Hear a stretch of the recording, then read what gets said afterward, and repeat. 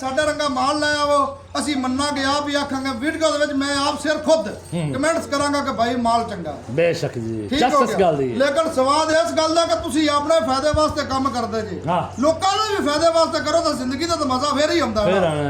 ਠੀਕ ਹੈ ਸਾਰਾ ਕੁਝ ਇੱਥੇ ਹੀ ਛੱਡ ਕੇ ਵਗ ਜਾਣਾ ਕਿਸੇ ਨਾਲ ਨਹੀਂ ਲੈ ਕੇ ਨਹੀਂ ਲੈ ਕੇ ਜਾਣਾ ਜਾਣਾ। ਜੇ ਕਿਸੇ ਨਾਲ ਲੈ ਜਾਣਾ ਤਾਂ ਮੈਨੂੰ ਦੱਸੋ ਨਾ ਠੀਕ ਹੈ ਖਾਲੀ ਲੇਕਿਨ ਕੱਲ ਨੂੰ ਮਰੋਗੇ ਤੇ ਕੱਲ ਨੂੰ ਕੋਈ ਬੰਦਾ ਤੁਹਾਨੂੰ ਯਾਦ ਕਰੇਗਾ ਕਿ ਯਾਰ ਵਾਕਈ ਬੰਦਾ ਮਰਦਾ ਕਿ ਜਿਹੜਾ ਚੰਗੀ ਕੰਮ ਚੰਗੇ ਕਰਕੇ ਗਿਆ ਬੇਸ਼ੱਕ ਜੀ ਠੀਕ ਹੋ ਗਿਆ ਗੱਲ ਸੱਚੀ। ਚੀਜ਼ਾਂ ਚੈੱਕ ਕਰਾਓ ਲੋ ਜੀ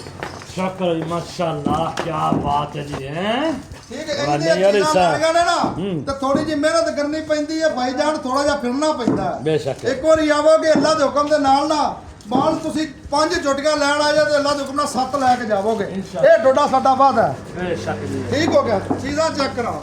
ਲੋ ਚੱਕ ਕੀਤੀ ਹੋ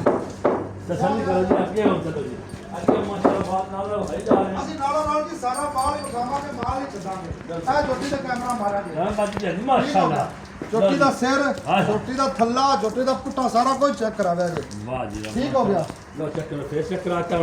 ਹੁਣ ਪਿੱਛੇ ਪੁੱਠਾ ਵੀ ਚੈੱਕ ਕਰਾਉਂਦੇ ਤੇ ਲਿਬਾਸ ਚੈੱਕ ਕਰਾਉਂਦੇ ਮਾਸ਼ਾਅੱਲਾ ਨਵਾਬੀ ਚਾਲਾਂ ਨੇ ਜੀ ਜੁੜੀ ਭਾਈ ਗਿਆ ਚੈੱਕ ਕਰਾਓ ਕੀ ਬਾਤ ਹੈ ਜੀ ਪੂਰੀ ਤਸੱਲੀ ਮੇਰੇ ਭਰਾਵਾਂ ਨੂੰ ਹਾਏ ਕਰਾਵੋ ਹਾਏ, ਥੱਲਾ। ਕਿ ਇਹ ਨਾ ਕਿ ਕੋਈ ਘਰੇ ਸਿਰ ਵਿਖਾਉਂਦੇ ਨੇ ਤੇ ਥੱਲਾ ਨਹੀਂ ਵਿਖਾਉਂਦੇ ਥੱਲਾ ਵਿਖਾਉਂਦੇ ਨੇ ਤੇ ਪੁੱਠਾ ਨਹੀਂ ਵਿਖਾਉਂਦੇ ਇਹ ਜੁੱਟੀਆਂ ਚੈੱਕ ਹਾਏ, ਹਾਏ, ਕਰਾਓ ਹਾਏ। ਅੱਲਾ ਦੇ ਹੁਕਮ ਨਾਲ ਸਾਰੀ ਸਿਰ ਤੋਂ ਲੈ ਕੇ ਪੈਰਾਂ ਤੱਕ ਜੁੱਟੀ ਚੈੱਕ ਕਰਾਵੀ ਦੀ ਉਹ ਲਿਆ ਜੁੱਟੀ ਕਾ ਫੜ ਕੇ ਲੋ ਜੀ ਕਾਗਜ਼